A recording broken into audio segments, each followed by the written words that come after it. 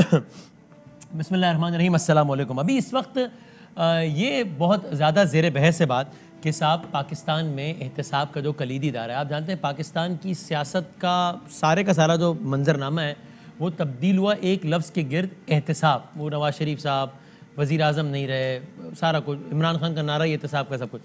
जो कलीदी इदारा है वो नेशनल अकाउंटेबिलिटी ब्यूरो कहलाता है, ज़ाहिर है नैब। उसके चेयरमैन की एक मुद्दत होती है, वो जावेद इकबाल साहब इस वक्त हैं chairman NAB, and if I am not wrong तो 2 रोज़ बाद उनकी मुद्दत वो ख़त्म हो रही है, 2-3 रोज़ बाद।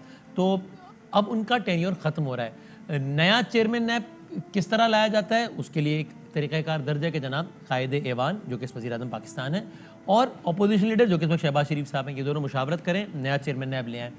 अब गवर्नमेंट इस पे कहती है कि साहब हम कैसे शहबाज साहब से मुशावरत कर ले, वो तो खुद नैब के ही जनाब केसेस भुगत रहे हैं। उस सारी स्टोरी को आप सुन चुके हैं। अभी इस वक्त मामला ज़ेर बहस है कि कहा यह जा रहा है, बल्कि ये खबर बिल्कुल कन्फर्म है कि कुछ मुताल्लिक़ा अफराद पर मुश्तमिल एक कमेटी बनी जिसको आप नैब तरमीमी ऑर्डिनेंस कह लीजिए कि उसका मुसव्विदा बनाने के लिए एक कमेटी बनी, जिसके बार बार इजलास हुए, आज भी इजलास हुआ। उसमें बाबर आवान साहब मौजूद हैं, फ़रूक नसीम साहब मौजूद हैं, फवाद चौधरी साहब मौजूद हैं, अटॉर्नी जनरल हैं, शफ़क़त महमूद हैं, असद उमर हैं। इन्होंने बार बार बैठने के बाद आज किसी वक्त वज़ीर आज़म पाकिस्तान से भी वो मुसव्विदा अप्रूव करा लिया। अब वो मोस्ट प्रोबेबली सदर पाकिस्तान के ऑफिस भी पहुँच गया है। तो अब नैब तरमीमी ऑर्डिनेंस की आमद है, कल किसी वक्त बाकायदा ऑर्डिनेंस आ जाएगा जिसके तहत क्या होगा ये हम जानते हैं। बहुत सारे और सवाल भी इससे मुताल्लिक प्रोग्राम के आगे जाके हम ज़रा इसके सियासी पहलुओं पे और बात भी करेंगे कि जनाब क्यों हुकूमत चाहती है कि यही चेयरमैन नैब रहें, क्यों हुकूमत जनाब, और बहुत सारी बातें। लेकिन ये क्या डिस्कस हुआ है, क्या मुसव्विदा आना है, क्या ज़रा प्रोग्राम के आगाज़ में इस पर बात कर लेते हैं। बहुत ही मुताल्लिका शख्सियत जनाब बाबर आवान साहब पाकिस्तान के मुशीर हैं, बराए पार्लिमानी उमूर, एक ज़ाहिर कानूनी एक दिमाग रखते हैं, कानूनी हवालों से जो भी मुशावरत होती है उसका अहम हिस्सा होते हैं और इस कमेटी का भी हिस्सा है जिसने मुसव्विदा फ़ाइनल किया है। बाबर आवान साहब हमारे साथ फ़ोन लाइन पर मौजूद है। अस्सलाम वालेकुम बाबर साहब। जी वालेकुम अस्सलाम बादामी सर, बहुत नवाजिश, वक्त देने का बहुत शुक्रिया। पहले सर अगर बता सकें कि ये मुसव्विदा जो कि फाइनल हो गया है, जिसका अब सिर्फ इजरा बाकी है टेक्निकलिटी से गुजरने के बाद, सिग्नेचर वगैरह के बाद, क्या है इसके मुसव्विदे की हाईलाइट्स, क्या है, क्या आ रहा है नया ऑर्डिनेंस? मैं 2 लाइनें उससे पहले अर्ज कर देता हूँ पर्सपेक्टिव के तौर पे। ये 1999 में ऑर्डिनेंस बना। इस दौरान 2 इंटरम प्राइम मिनिस्टर और 6 यानी नवाज दौर में 2 वजीर आजम, 2 मुशर्रफ दौर में वजीर आजम और 2 पीवीपी के दौर के वजीर आजम, 8 वज़राए आजम गुजरे, लेकिन इस मुसव्वदे को कभी किसी ने तरमीम के लिए या रिफॉर्म के लिए हाथ नहीं लगाया। सही है। इमरान खान की हुकूमत आने के बाद ये दूसरी बार है कि हम आइन, इसमें जो ऑर्डिनेंस है इसके अंदर हम तरमीम ला रहे हैं। पहली दफा जो गया वो कौमी असेंबली से हमने पास कराया, सेनेट में हमारी अक्सरियत नहीं थी। आइन कहता है 90 दिन में फैसला करो, फैसला नहीं किया गया, वो जो मुसव्वदा था मर गया। सही है। अब इसके 5 बड़े हाईलाइट्स हैं। सबसे पहले तो ये है कि पहले जो मुल्जिम है उनको कत्ल समेत, दहशतगर्दी, वहशतगरी, सारे जराइम समेत जमानत का इख्तियार है कि अदालत सुनेगी, लोअर कोर्ट जिसको ट्रायल कोर्ट कहते हैं। लेकिन नैब में ये इख्तियार नहीं था, वो इख्तियार हम दे रहे हैं। दूसरा जो तरमीम है वो ये कि जिन लोगों के मामलात टैक्स एविजन के साथ हैं उनको नैब हरासा नहीं कर सकती, उनको एफबीआर, उनके लिए कानून में लिखा हुआ है कि एफबीआर उसको डील करेगा। फाइनेंस एक्ट आता है उसमें लिखा होता है कि एफबीआर उसको डील करेगा। ये दूसरी तरमीम है। तीसरी जो बड़ा रिफॉर्म, बल्कि इनके लिए लफ्ज इस्तेमाल करना चाहिए, जो तीसरी रिफॉर्म है वो ये है कि प्रोसिक्यूशन पे एतराजात उठते थे बहुत बड़े पैमाने पर, कभी अदालतें भी उठाती थी, उनको डील करने के लिए इसमें रिफॉर्म की गई है।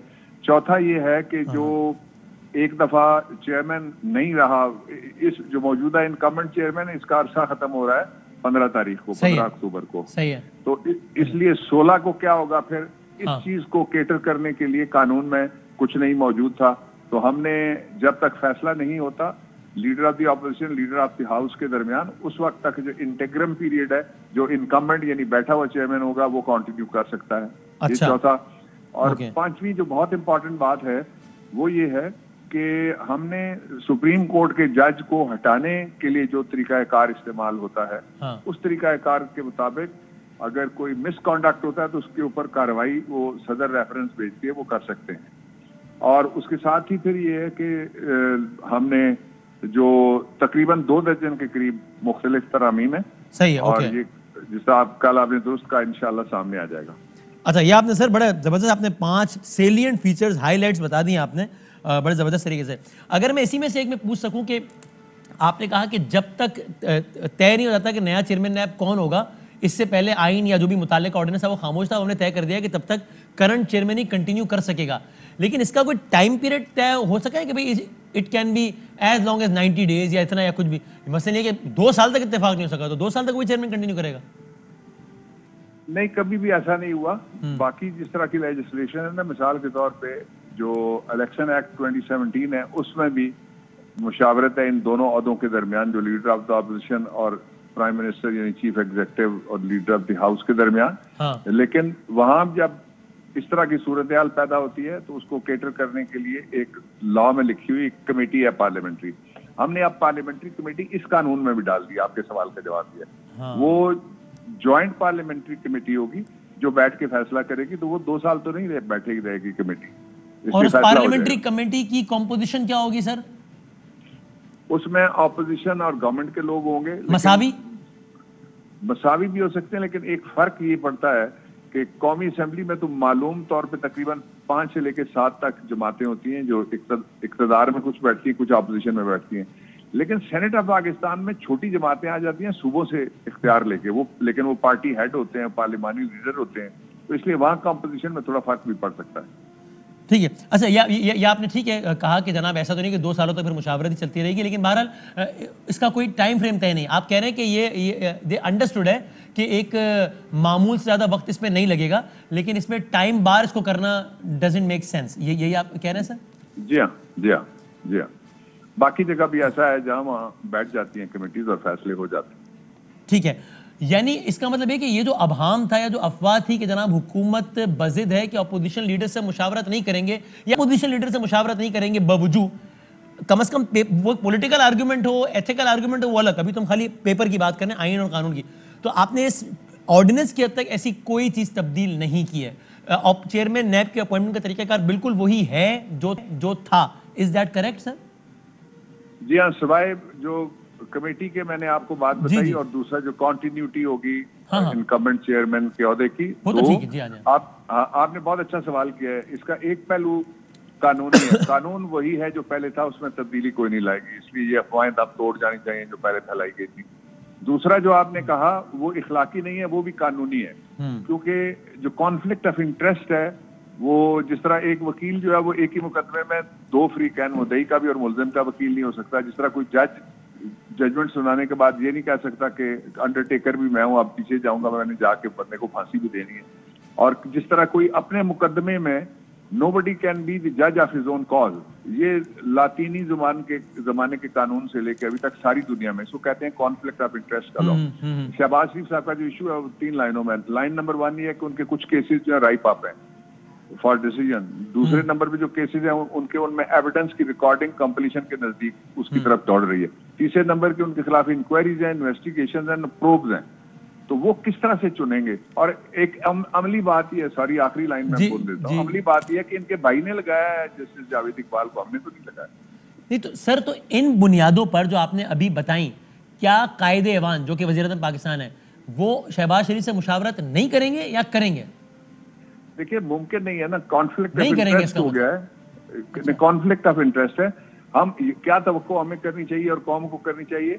जिस तरह शहबाज शरीफ साहब ने हमसे जिद करके ली कि मुझे पब्लिक अकाउंट्स कमेटी का चेयरमैन बनाओ, लेकिन जो सिंध की गवर्नमेंट है उसने अलीम आदिल शेख को अभी तक पब्लिक अकाउंट्स कमेटी नहीं दी, और फिर इन्होंने कमेटी छोड़ दी। कमेटी छोड़ने से अगर जमहूरियत को कोई खतरा दरपेश नहीं है तो अपोजिशन लीडर का इनको एक कानूनी और इखलाकी पार्लिमानी आदाब का और इखलाक का मुजाहरा करना चाहिए। ये छोड़ दें मुशावरत। तो सर अगेन अब इसको जरा आईनी पैरा में डिस्कस कर लेते हैं। एक तो ये कि क्लियर हो गया कि आप कह रहे हैं कि शहबाज शरीफ की जगह कोई और होगा जिस पर नैब के केस ना हो तो मुशावरत करेंगे, वरना नहीं करेंगे for the reason you just mentioned. अब अगर फर्ज कर लेते हैं कि शहबाज शरीफ साहब कंटिन्यू करते हैं, तो फिर जो वजीर आजम साहब उनसे मुशावरत नहीं करेंगे, जो कि आपकी बात से जाहिर हो रहा है, तो उसके नतीजे में जो डेडलॉक होगा उसका फिर क्या करेंगे? फिर नेक्स्ट स्टेप क्या होगा? यानी 15 तारीख गुजर गई और 16 तारीख आ गई और शहबाज साहब है अपोजिशन लीडर और प्राइम मिनिस्टर साहब इन रीजंस की वजह से उनसे मुशावरत नहीं कर रहे, तो फिर what next then? Yes, good question. उसको हमने केटर कर लिया है। वो पार्लिमानी कमेटी बन जाएगी जो स्पीकर साहब बनाएंगे और उसमें मशवरा शामिल होगा चेयरमैन सेनेट का। कुछ नाम नीचे से आएंगे, कुछ अपर हाउस से आएंगे, वो पार्लिमानी कमेटी बैठ जाएगी, डेडलॉक नहीं होगा। और पार्लिमानी कमेटी में यानी दोनों ऐवान के लोग होंगे, अपर और लोअर हाउस के दोनों के? जी दोनों के होंगे, इसलिए कि वो हाउस ऑफ फेडरेशन है, वहाँ कंपोजिशन और तरह की होती है, यहाँ 4-5 बड़ी पार्टियां होती हैं और 2 ग्रुप होते हैं। और आपने उसकी एक ऑपोजिशन है, एक ट्रेजरी। आपने सेनेट की साख के हवाले से बताया छोटी जमातों का, वो ठीक है, लेकिन ओवरऑल प्रिंसिपली उसमें तकरीबन मसावी रिप्रेजेंटेशन होगी, ये कहना ठीक है?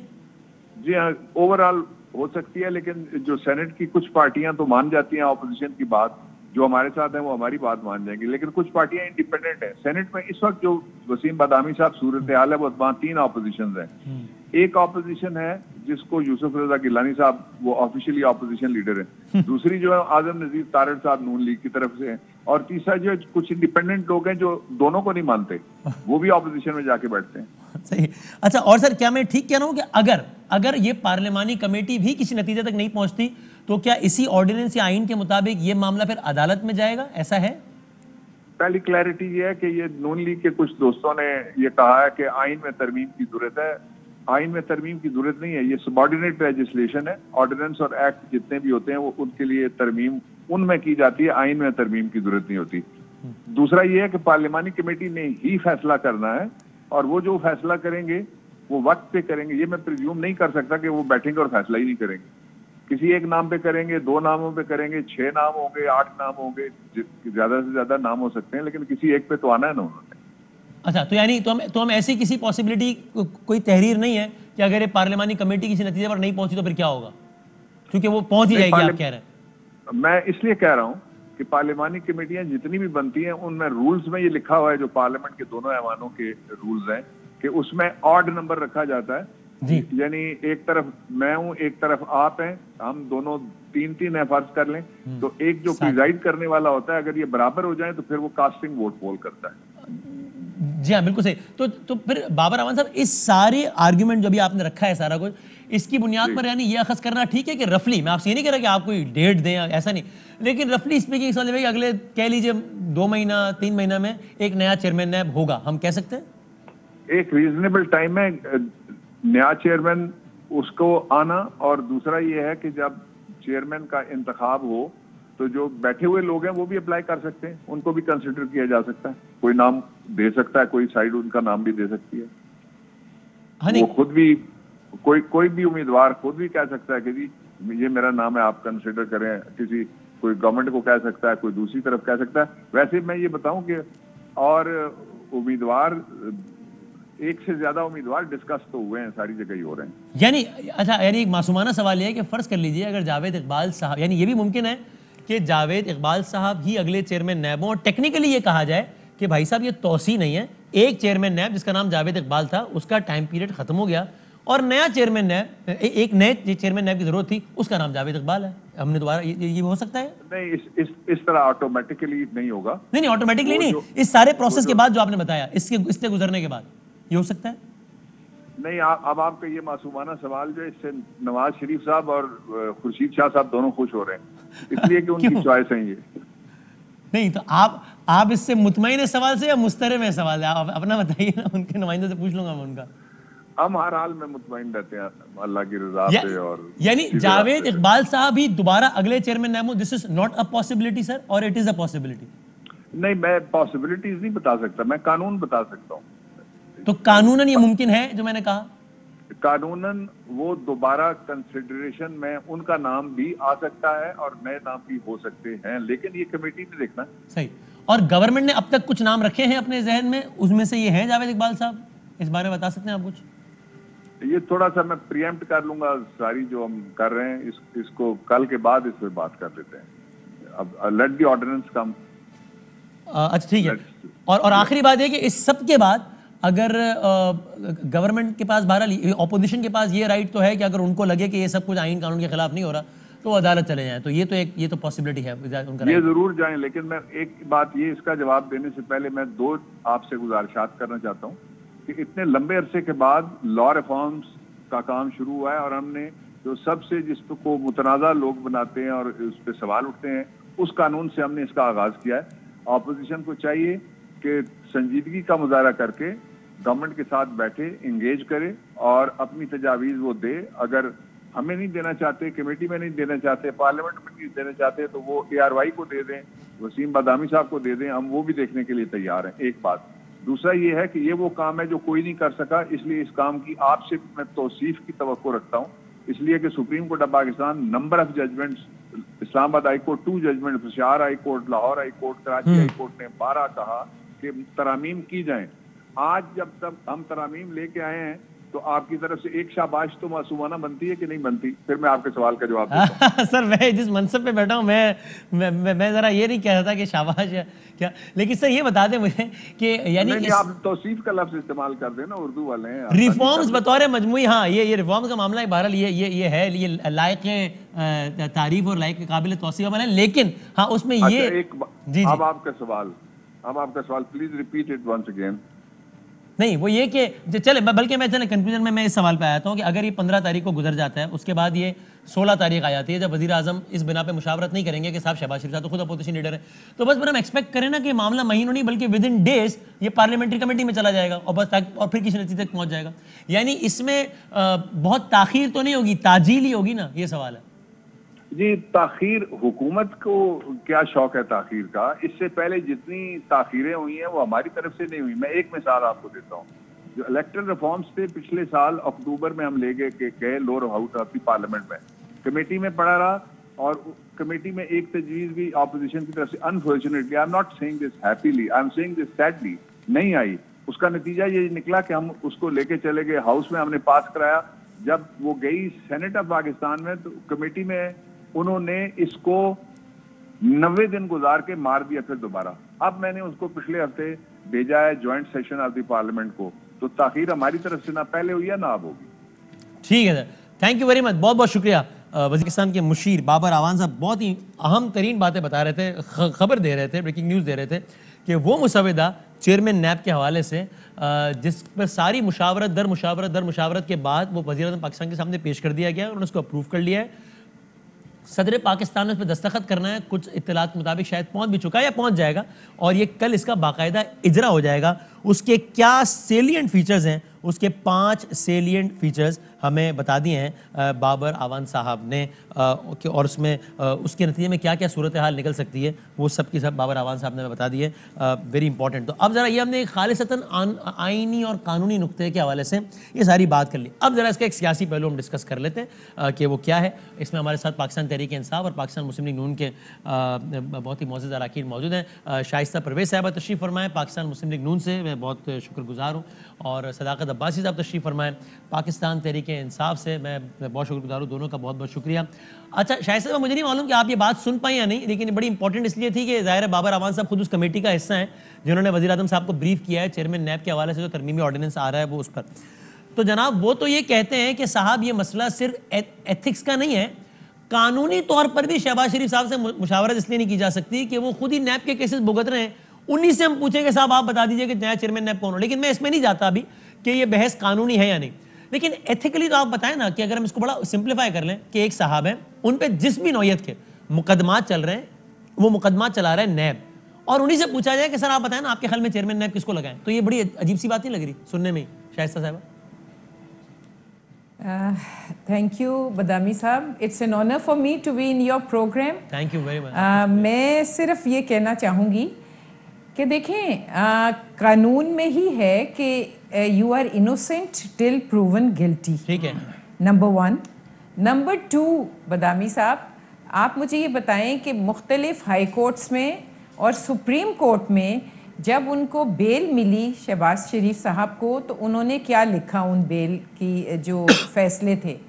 और तीसरा जो NCA का फैसला आया जिसमें हमारे जो शहजाद अकबर साहब हैं वो बहुत धूमधाम से गए थे वहाँ लेके तमाम अपनी एप्लीकेशन और रिक्वेस्ट कि इनके असासा जात को छानबीन की जाए, उनके पैसों की, उनकी वो सारा कुछ किया जाए। और उसके बाद NCA का क्या फैसला आया। अब ये मुझे आप समझाएं कि ये जो 2 ज्यूरिसडिक्शंस हो सकती हैं, आई मीन ये कोई लाहौर पाकिस्तान या लाहौर से चीचों की मलियाँ तो नहीं था, ये पाकिस्तान टू लंदन था, लंदन टू बैक पाकिस्तान था। तो उसमें ये सही है, बिल्कुल सही, लेकिन शायद ये बिल्कुल ठीक है, लेकिन मुझे आप ये मुझे बताएं, सवाल तो चेयरमैन नैब की तैनाती से मुताल्लिक था कि मैं कह रहा हूँ कि शहबाज साहब एक भी केस में मुजरिम नहीं है। केसेस चल तो रहे हैं ना, तो उन्हीं हिसाब से कैसे पूछा जाए कि साहब आप बताएं कि चेयरमैन ने कौन लगाया जाए? मैं नहीं कह रहा कि केसेस ठीक चल रहे हैं या गलत नहीं, मेरी बात सुने बदामी साहब, तो ये केसेस तो ये चलाते रहेंगे, और जिस तरह से केसेस चल रहे हैं इन्होंने अपने तो तमाम लोगों को क्लियर किया हुआ है। पॉइंट ये है कि अगर आप हाई मॉरल ग्राउंड्स, जिस पे हमारे प्राइम मिनिस्टर हर वक्त जो बात करते हैं और जिसकी वो हर वक्त दर्स भी दे रहे होते हैं और लोगों को नसीहतें भी कर रहे होते हैं, तो मेरी बात सुने, वो कितने हाई मॉरल ग्राउंड पे खड़े उनके केस। तो इसका मतलब ठीक है, तो नून लीग में ये बात कहीं भी अंडर कंसिडरेशन नहीं है ना शाइस्ता साहबा, कि हम अपोजिशन लीडर फिलहाल चेंज कर दें ताकि उनसे मुशावरत हो जाए? ऐसा कुछ नहीं होने लगा ना? देखिए, मुझे अभी पता नहीं है, ये फैसला जब गवर्नमेंट का आएगा उसके बाद पार्टी गवर्नमेंट का तो आ गया जी, बाबर रहमान साहब ने ऑफिशियली बता दिया है कि ये मंदरजात हैं कल आने वाले ऑर्डिनेंस के, वो तो क्लियर है, गवर्नमेंट की पॉलिसी है, गवर्नमेंट का ऐलान। देखें, नहीं, लेकिन अभी आपको पता है इनमें अभी भी बहुत अभाम है। अभी कुछ लोग कह रहे हैं कि जी शहबाज शरीफ से बात होएगी, कुछ कह रहे हैं बात नहीं होगी। इनके बड़े मासूमाना सी शक्ल बना के वो जो इंफॉर्मेशन सेक्रेटरी है वो भोला सा मुंह बना के कहते हैं बिल्कुल नहीं होगी। इनके लॉ सेक्रेटरी कहते हैं कि होगी एज पर लॉ। नहीं सर, तो देखिए मैडम वो बड़ा मजेदार है ना, बाबर रहमान साहब से मैंने पूछा ये, वो कहते हैं बिल्कुल अपोजिशन लीडर से मुशावरत होगी, लेकिन शहबाज शरीफ से इसलिए नहीं होगी कि मफादात का टकराव है। देखिए, मुफादात का टकराव तो अभी जो ये प्राइम मिनिस्टर इन्वेस्टिगेशन कमीशन बनी है उसमें कितना जबरदस्त वो इट्स अ जोक कि उसमें वो देखें कि वो अदारे जो बिल्कुल वो कहते हैं ना, मुझे अभी किसी ने एक लफ्ज समझाया है कि बगल बच्चा है, FBI, FIA, NAB, तो वो इन्वेस्टिगेशन करेंगे इस पेंडोरा लीक्स का जो आया है। और उसमें मैं गवर्नमेंट से पूछता हूं जो एक मिनट और जो आप मुझे बताएं कि FBR है वो डायरेक्ट शौकत तरीन के नीचे है और शौकत तरीन का नाम आया हुआ है, तो ये कॉन्फ्लिक्ट ऑफ इंटरेस्ट ये बात सही है। ये सवाल मैंने कल उठाया था, ये सवाल कल ही उठाया अपने प्रोग्राम में। ये बात ठीक है, वो साइड, ये बात ठीक है, तो वो बाबर साइड पे हो जाए तो जिस तरह की मुझे सदाकत साहब से बातें, अपने लिए पैमाना कोई और है और ऑपोजिशन के लिए पैमाना और है। ये सवाल कल उठाया था जब टॉपिक था पेंडोरा लीक्स, और आज मैं सवाल ये उठा रहा हूँ इसलिए कि आज टॉपिक है चेयरमैन नैब के हवाले से। तो जनाब सदाकत अबाई साहब, अब आपने अगर शहबाज शरीफ साहब से मुशावरत नहीं करनी तो बस फिर ये ना हो कि मामला लंबा ही होता चला जाए। नए आप कहेंगे नया चेयरमैन अब इसलिए नहीं आ रहा कि शहबाज शरीफ हटे, कोई और आया तो मुशावरत करेंगे, तब तक जावेद इकबाल ही कंटिन्यू करें, तो ये तो बस फिर काम लटक ही जाएगा।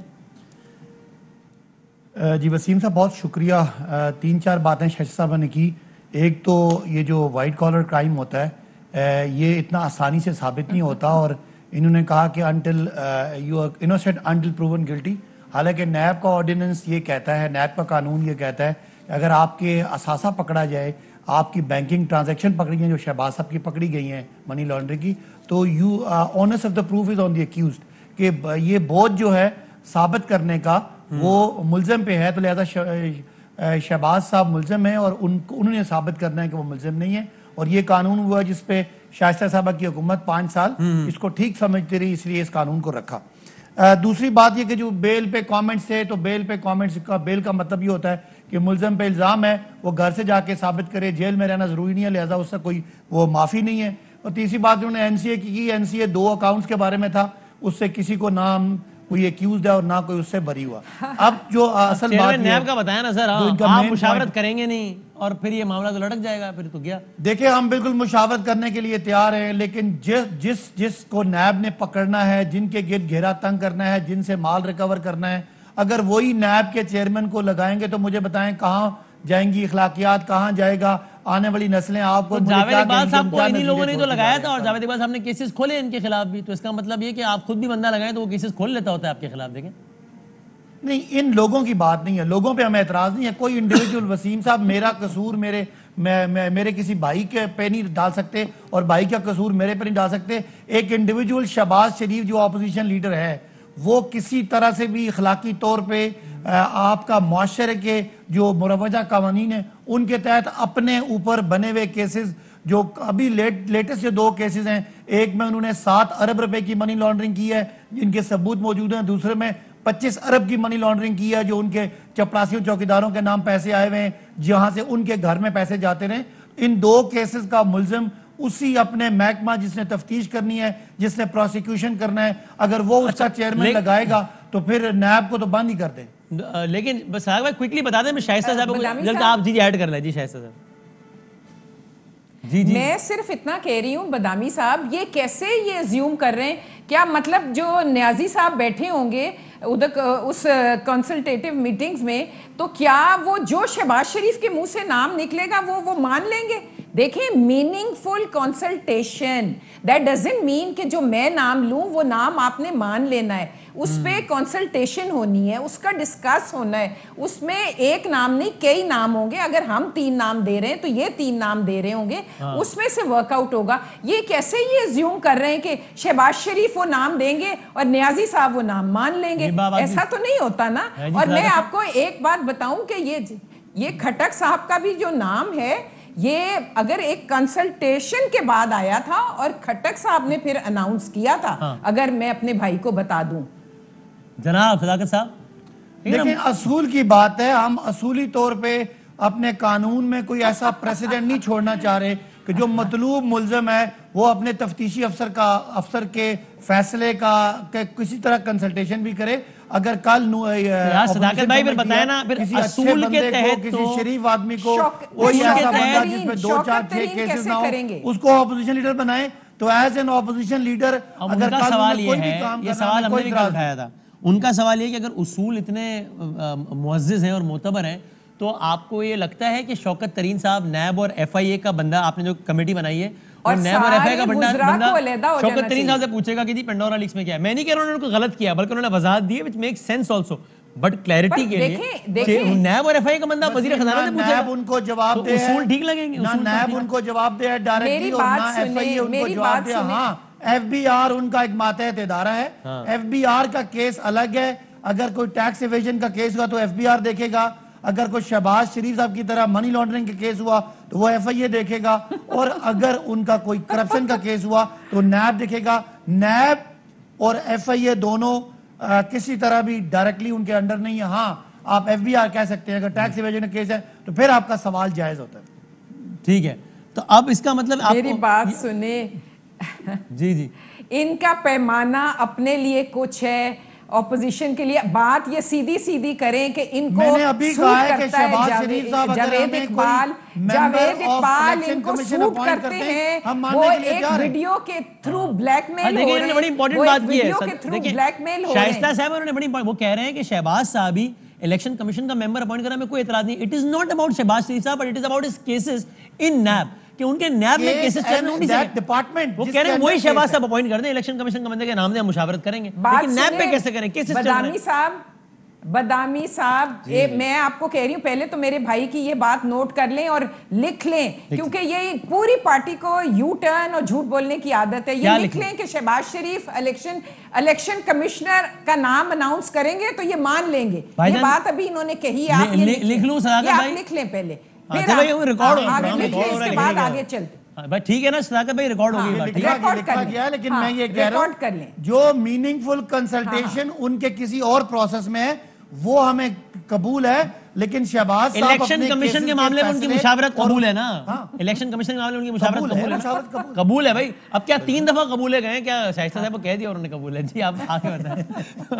मेरी बात सुने, हमें ओहदे से कोई मसला नहीं, हमें इंडिविजुअल पे एतराज है, चैनल फिरता है, केस पे एतराज। बदामी साहब, मेरा ये भाई बेचारा चैनल फिरता है, एक शाम में 3 प्रोग्राम करता है, और यही डायलॉग हर प्रोग्राम आपके चैनल पे आने का ताना सुनना पड़ा है। आप जवाब दें। सदाकत साहब देखिए, वैसे ये मैं इस पे बिल्कुल शाइस्ता साहब देखिए, लाहौर से मैं इस पे आपके शो में हूं, आपको इस पे कुछ कहने की जरूरत ही नहीं। मैं आपसे पहले मैं कह रहा हूँ, देखिए शाइस्ता साहब भाई, आपने आई नो आपने लाइटर साइड पे कही है, but he is my guest and very respectable. I am really thankful for being my guest.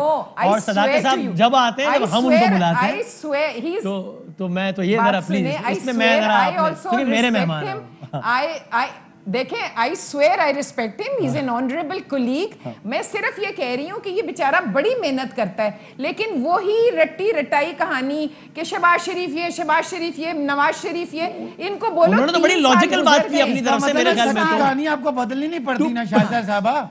सच्ची कहानी में मुख्तलिफ तावीलें नहीं होती, सच एक ही होता है, और वो लाइन वही है कि शहबाज साहब पे 25 अरब का और 7 अरब के केसेस है। मुझे बताएं मैं क्या कहानी सुना रहा हूँ? इस पे मैं और कौन सी नई बात अच्छा चले हम एक बंदा है जो नैब को मतलूब है, एक बंदा जिसके खिलाफ रेफरेंस है, एक बंदा जिसके खिलाफ इंक्वायरी हो रही है, वो नैब का चेयरमैन कैसे अपनी उसी कंसल्टेशन में आ सकता है? मुझे बताएं इसमें कौन सी गलत बात है? बस इसमें बता दें।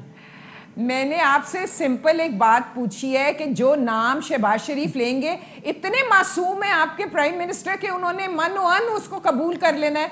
भाई ये कंसल्टेटिव मीटिंग होगी। नहीं, उन्होंने नहीं कहा मनोअन, नहीं कहा उन्होंने कहा है कि मुशावरत कबूल है शहबाज साहब से इलेक्शन कमीशन के मामले में। So it is not about Shahbaz Sharif. परेशानी क्या है? नहीं, नो, परेशानी यही है कि यहाँ तो कॉन्फ्लिक्ट ऑफ इंटरेस्ट है। चले मैं इसको कंक्लूड करता हूं, इसको जरा देखिए। है कॉन्फ्लिक्ट नहीं बदामी साहब, है कॉन्फ्लिक्ट ऑफ इंटरेस्ट, क्योंकि ये सिर्फ ऑपोजिशन को रगड़ा लगवा रहे हैं। कहाँ है वो नैब के चेयरमैन साहब को क्या दवाइयों का स्कैंडल नजर नहीं आया? मालन जब्बा का नजर नहीं आया? मेट्रो पेशावर का नजर नहीं आया? LNG का नजर नहीं आया? आटे का नहीं नजर आया? चीनी का नहीं नजर आया? पेट्रोल का नहीं नजर आया? मुल्ज़म पेशियां भुगत रहे हैं, आपको पता नहीं है? इनको बताएं कि LNG का केस खुला है और मुल्ज़म पेशियां भुगत रहे हैं। मेरी बात सुने, पेशियां तो ये चीनी वाले में भी भुगतते रहे, उसकी भी रिपोर्ट आती रही है। फैसला कहाँ है? सजा कहाँ है? चले फाइनल वर्ड। खुद मुख्तार इदारा है, उसके बारे में मैं क्या कह सकता हूँ यार? ऐसा चलो खुद मुख्तार माय लेकिन ये है सदाकत भाई, ये ऐसा खुद मुख्तार इदारा है अगर होगा। खुद मुख्तार नहीं है तो फिर आप क्यों कह रहे हैं कि आपसे कंसल्टेशन? मुझे बताएं, वसीम अभी को मैं फंसाना चाह रहा था। अगर नैब खुद मुख्तार नहीं है तो फिर आप कंसल्टेशन में क्यों चाहते हैं कि कंसल्टेशन हो? कंसल्टेशन भी करें, खुद मुख्तार भी नहीं है वो। एक मिनट, इसलिए कंसल्टेशन। हाँ, जो जज आपको पसंद है वो अच्छा है, जो नहीं है उसके आप साकिब निसार वाला आप मुझे क्यों निकाला की तहरीर चलाएं? आपको नैब भी नहीं पसंद, आपको जजेस भी नहीं पसंद, आपको अपनी मर्जी का सारा कुछ पसंद है। खुद हम कहाँ से लेके आए वो ब्लैकमेल कर सैफुर रहमान को? चलो जाते जाते मुझे बता दें सदाकत भाई, हमने एक लंबा सेशन कर लिया आज।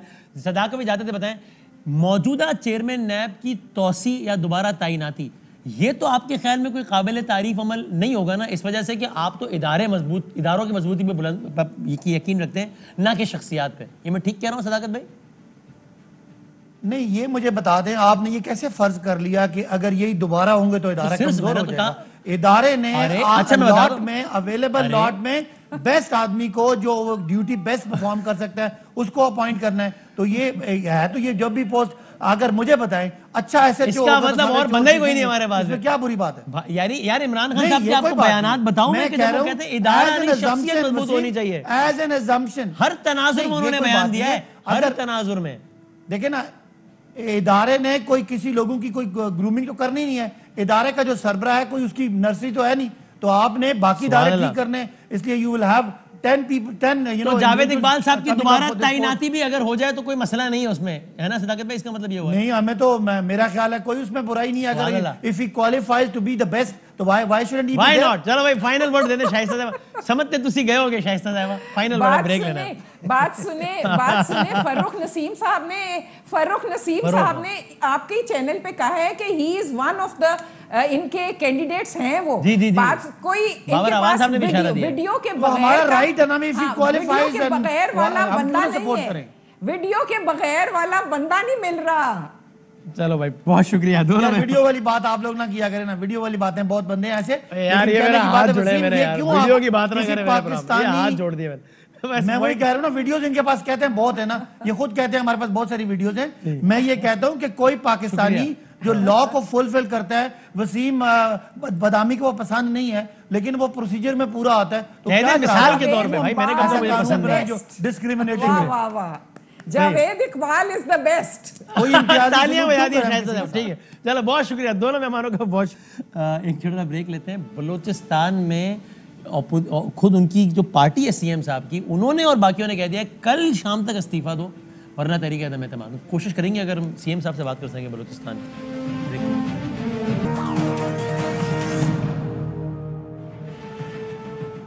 बलूचिस्तान में सूरत हाल बहुत दिलचस्प है। पहले एक तहरीक अदम एतमाद लाई अपोजिशन, फिर वो खत्म हो गई, उसकी अपनी डिटेल्स हैं सारी, अभी नहीं जाते।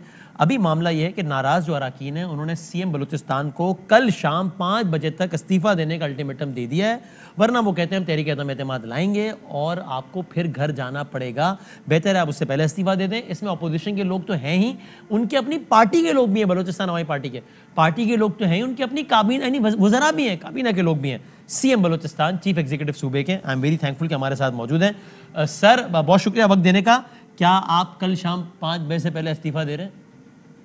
नहीं जी, पहले तो इंशाल्लाह बदामी साहब ऐसी कोई बात नहीं है, और इस्तीफा ना देने की एक ही वजह है, और जो मैंने तकरीबन कोई 1.5-2 महीने भी पहले कहा था, मैंने कहा जिस दिन पूरी कोलिशन इत्तेहाद और बशमूलियत बलूचिस्तान अवामी पार्टी के लोग जिस दिन ये मैं महसूस करूंगा कि अक्सरियत हमारी पूरी हुकूमत की मुझे नहीं चाहती, उस दिन मैं खुद चला जाऊंगा। तो उसका पैमाना तो वोटिंग ही है, यानी तहरीक अदम एतमाद ही फिर उसका पैमाना है ना?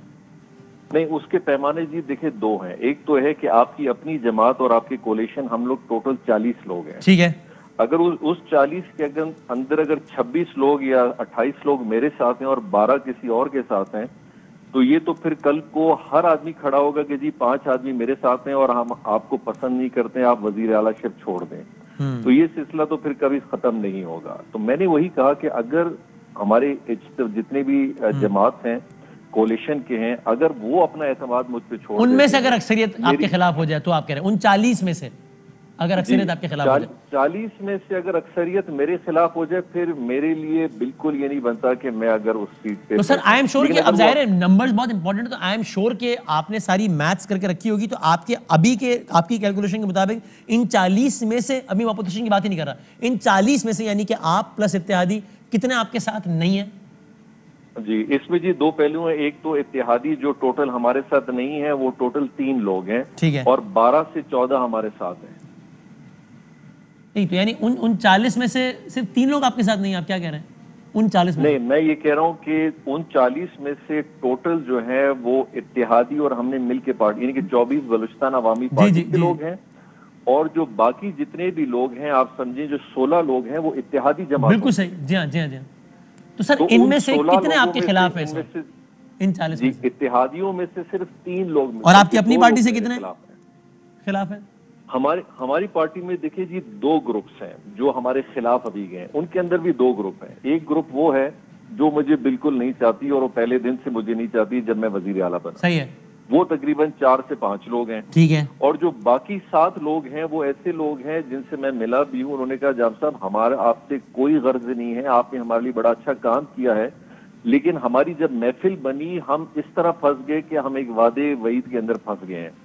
लेकिन जब मैं इनके पास पिछले 3 दिन से जा रहा हूँ, इन्होंने मुझे ये बात जरूर कही कि हम उसी ग्रुप के सामने ये मौकफ रखेंगे कि हमें ये रास्ता इख्तियार नहीं करना चाहिए। यानी वो 7 लोग जो आपने बाद में बताया वो हैं जो आपसे नाराज तो हैं या तहफुजात तो हैं, लेकिन आपके खिलाफ वोट देने की हद तक नहीं जाएंगे। सही है, सही कह रहा हूँ जी? वो ये कह रहे हैं कि जी हम आपके खिलाफ बिल्कुल इस एक्सट्रीम पे नहीं जाना चाहते, और हम अपने उन दोस्तों को भी मनाने की कोशिश करेंगे। तो सर और इस वक्त ऑफिशियली ऐवान में अपोजिशन की तादाद कितनी है? 22 बलूचिस्तान के ऐवान में? जी 22 है, बिल्कुल। तो सर अगर मैथ्स कर लें, अभी हम 22 है अपोजिशन ऑफिशियली, 3 अभी हम एक एजम्पशन करते हैं, 3 आपके इत्तेहादियों में से 3 आपसे नाराज हैं, तो ये 22 + 3 हुआ 25, और आपकी पार्टी में से 5 वो हैं जो आपने कहा, 5 वो हैं जो इस हद तक है तहफुजात हैं कि आपके खिलाफ भी शायद वोट दे दें। 5, मैं बाकी 7 को नहीं शामिल कर रहा, तो ये हो गए 22 + 3 + 5, ये हो गए 30। ठीक है सर, अदम एतमाद आती है तो 33 वोट चाहिए, इसका मतलब गेम 3 अराकीन का है ना, बस इतना ही है जी। बिल्कुल, फर्क तो बिल्कुल जी फर्क, तो बस 3 तो जाम साहब मतलब हो ही जाता है इधर उधर, अगर मामला वाकई कुछ नहीं। उसमें बदामी साहब एक चीज बड़ी क्लियर है जिसको हमें समझना पड़ेगा कि हम ऑपोजिशन को अपने अंदर डाल के पीडीएम को एक अक्सरियत दिलवा के जिता रहे होंगे, जिसमें पीटीआई भी शामिल होगी, जिसमें बीएपी भी शामिल होगी। ये बड़ा अजीब सा सवाल है। हम एक पार्टी हैं, हम एक इत्तेहाद हैं, हम इलेक्शन लड़के आए। कल को तो इमरान खान की पार्टी में भी माशाल्लाह ये काम फिर शुरू हो जाएगा कि जी हम 10 आदमी नाराज हैं, पीडीएम के साथ मिलकर हुकूमत बना लेंगे। नहीं, लेकिन सर सर अजीब सर, यानी एक सूरत हाल पेश तो आ रही है ना जिसमें आपके अपने न सिर्फ ये कि पार्टी के लोग बल्कि काबीना के लोग कह रहे हैं, और तहरीक अदम एतमाद लाना उनका राइट तो है ना, अगर उनके पास एक्स नंबर्स ऑफ मेंबर्स की तादाद मैं अभी आपको बताता हूँ, है तो आईनी तरीका ना तहरीक अदम एतमाद। उनके पास जो हक है जो हमारी कोलिशन के अंदर है, अगर 40 लोगों की कोलिशन बैठ के ये फैसला कर ले कि जाम साहब हम 30 लोग एक तरफ हैं, 10 लोग सिर्फ आपके पास हैं और आपको इस्तीफा देना चाहिए, मैं बोलूंगा जी बिल्कुल। लेकिन ये तो तुक नहीं बनता कि आप 10 लोग 12 लोग हैं और अपोजिशन के 22 को अपने साथ मिला रहे कि जी हम ज्यादा हैं तो अभी आपको हट जाना चाहिए।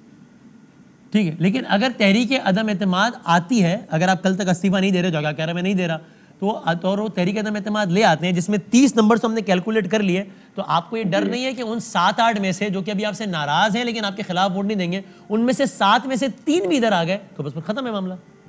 देखिए, एक बात तो बड़ी बदामी साहब क्लियर है कि सियासत में आए तो फिर डरना किसी बात का नहीं, फिर हम डट से इंशाल्लाह मुकाबला करेंगे। और अगर वो वाकई अपनी पार्टी पोजीशंस और ये सारी पॉलिसीज के खिलाफ जाके मेरे खिलाफ वोट देते हैं तो ये मैदान है और इंशाल्लाह उस मैदान के लिए हम भी हाजिर हैं, इंशाल्लाह हम भी वहां जाएंगे। नहीं, इस्तीफा आप नहीं दे रहे, दिस इज क्लियर, ये बिल्कुल क्रिस्टल क्लियर बात है। मैंने देखिए जी इस्तीफा की एक ही सूरत बताई है कि अगर मैं अपनी कोलिशन के अंदर अपनी अक्सरियत से हट जाऊं तो ये इस्तीफा देंगे, मेरे लिए कोई जवाब नहीं बनता। Right sir, thank you very much sir, बहुत शुक्रिया, बहुत नवाजिश। वजीर आला बलूचिस्तान बहुत इंटरेस्टिंग बात बता रहे थे और आपने पूरा मैथ्स भी देख लिया कि, और ये बड़ा रेलिवेंट और क्रेडिबल है इसलिए कि ये खुद फ्रॉम द हॉर्सेस माउथ हमने ये मैथ्स सारा कर लिया।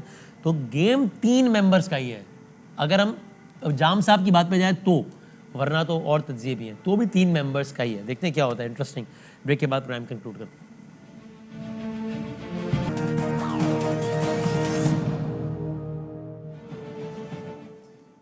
अभी जब मैं आपसे बात कर रहा हूँ तब वो तैयारा जो कि उमर शरीफ साहब के जसद खाकी को लेकर पाकिस्तान आना है, वो इस्तांबुल एयरपोर्ट से बस उड़ान भरने को तैयार है, कुछ मिनट्स में उड़ान भर लेगा। सुबह 5:45 बजे जसद खाकी यहाँ पर आएगा, दोपहर 3 बजे नमाज जनाजा उमर शरीफ पाक में, जिसके बाद तदफीन हज़रत अब्दुल्ला शाह गाजी रहमतुल्लाह अलैह के मज़ार के अहाते में। जो अहलियान कराची हैं उनसे शिरकत की दरख्वास्त और बाकी सबसे दुआओं की दरख्वास्त। अल्लाह हाफ़िज़। अहम तरीन खबरें अब एक क्लिक की दूरी पर, आपके पसंदीदा टॉक शोज हों या अहम मुल्की या गैर मुल्की शख्सियात की न्यूज कॉन्फ्रेंसेस, हर लम्हा बाखबर रहने के लिए सब्सक्राइब करें हमारा YouTube चैनल। मौसम की सूरत हाल हो या खेल के मैदान से खबरें, अपने मोबाइल फोन से मुल्की और बैनुल अक़वामी अहम खबरों तक रसाई के लिए डाउनलोड कीजिए मोबाइल ऐप। बावसूख ज़राए से मुसद्दिका खबरों, तज्ज़ियों और तबसरों से मुस्तफीद होने के लिए विजिट कीजिए पाकिस्तान की सबसे बड़ी न्यूज वेबसाइट www.arYnews.tv।